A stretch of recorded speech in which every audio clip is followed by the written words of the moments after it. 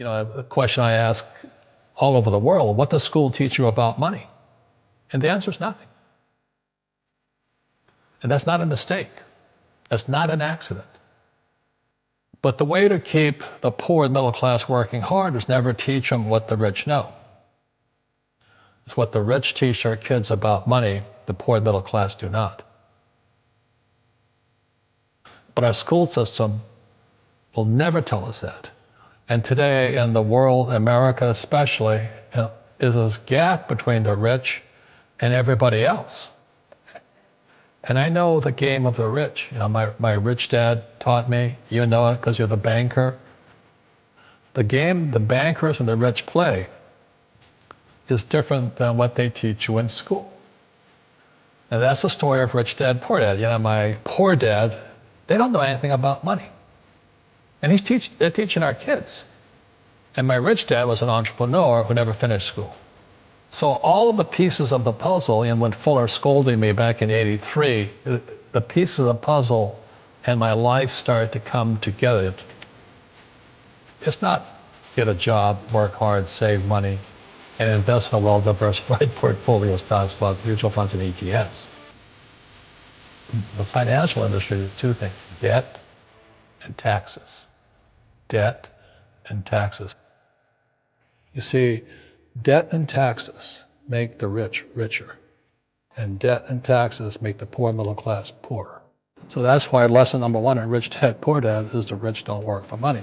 What we do instead is we create businesses as entrepreneurs. We acquire real estate. I don't invest in the stock market.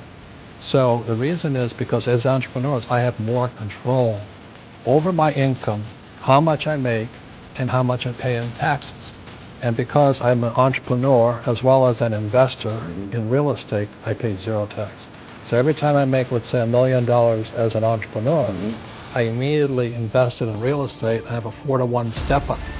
Today, the banks are charging you interest to save money. In other words, banks don't want your money because they printed too much of it. And that's why there's this bubbles in stocks and bubbles in real estate and all this. People are dumping the cash. Because as I said in here, savers are losers and cash is trash. Get out of debt is an obsolete idea. You should learn how to get into debt, how to use debt to get rich. The reason the 1% is way up here and the 99% are going this way is because when you print money, two things happen: inflation and taxes. It's crushing them. Well, I said, I want you to teach me about money. So why should I teach you? You go to school, my poor dad's not going to teach you. I said, oh, finally he acquiesced. He said, okay. He says, but if I teach you, you work for me for free. And I said, why for free? And my poor dad went nuts. He says, because if I pay you, you think like an employee. My poor dad said, go talk to your best friend's father, Mike's father. I said, why is that? He says, because Mike's father's an entrepreneur. And I'm 9 years old, so what's an entrepreneur? They're two different people, right? Mindset-wise. Right. It's called an internal focus versus an external focus. So the real entrepreneur has an internal focus. But if they fall down, they say, oh, this is good, because I'm going to go up higher. The average person will fall down and say, oh, I'm going to take some Prozac. Or somebody has a mistake, so, oh, the mistakes don't matter. Well, mistakes matter. It means you didn't know something. But a real entrepreneur, whether they fall down, they always can go up. They can stand back up and go higher. And no matter what happens to them, they get stronger and better and smarter and happier. But a person with a weak internal mindset is that they're so afraid of what happens, it generally happens. Like, people who are afraid of losing their jobs, they generally lose their jobs. You know what I mean? Yeah, so everything you can control you. Yeah, so the entrepreneur first job is to control inside here, not outside there. Well, it came from a lesson before Rich Dad. I was in Sunday school. My Sunday school teacher was a young, pretty woman, and she said, I'm like 9. And she goes, why were the 3 wise men wise? I go, because they were rich. They gave the swaddling Jesus gold, frankincense, and myrrh. So they had to be rich guys, I said. And she goes, no, that's not it. Well, they had gold, frankincense, and myrrh. That's not it. said, why were they wise? I don't know. She says, what made them wise was they always sought the best teacher. And she says, if you're going to be successful in your life, you've got to find the best teachers. And so with that, when my poor dad said, go seek out your rich dad, I was just following her advice. So I've had a habit ever since then, or a policy, if I find out there's a great teacher, and a great teacher is somebody who comes from the inside, not the outside. Assets put money in your pocket, liabilities take money from your pocket. They count anything of value as an asset. They count your car as an asset, your house as an asset. When it's really taking money from your pocket. Your retirement plan, guess what? It's a liability. It's taking money from your pocket every month. And whose pocket does it go to? Wall Street or City of London. And that's why, as you and I know, these funds, you know, they sit there, they go, assets under management. That's what they're paid on. Well, the reason the rich don't work for money is number one expense is tax. See, there's three kinds of income: earned, portfolio, passive.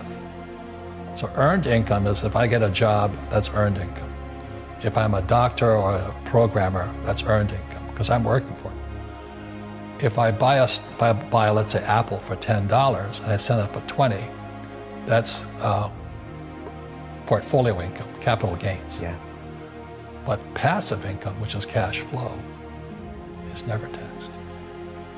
So it's not, and so these guys are screaming right now in America, tax the rich. I said, good luck. Because most of the guys complaining, they don't know there's three kinds of income. And the rich don't have jobs anyway. They have assets.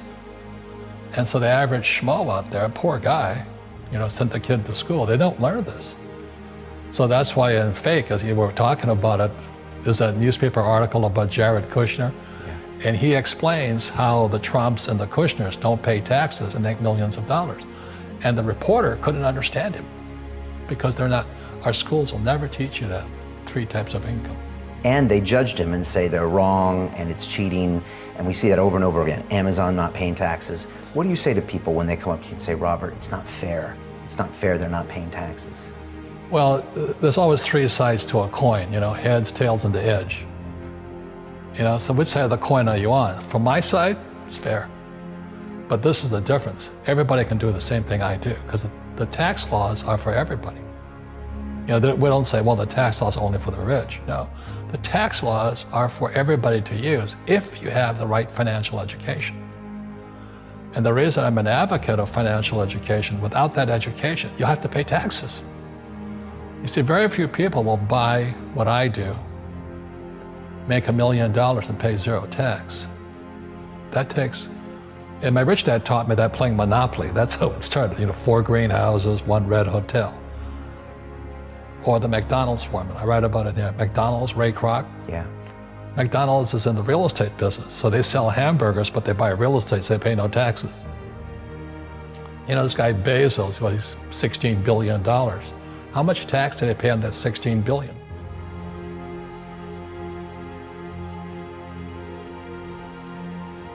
But the way to keep the poor and middle class working hard is never teach them what the rich know.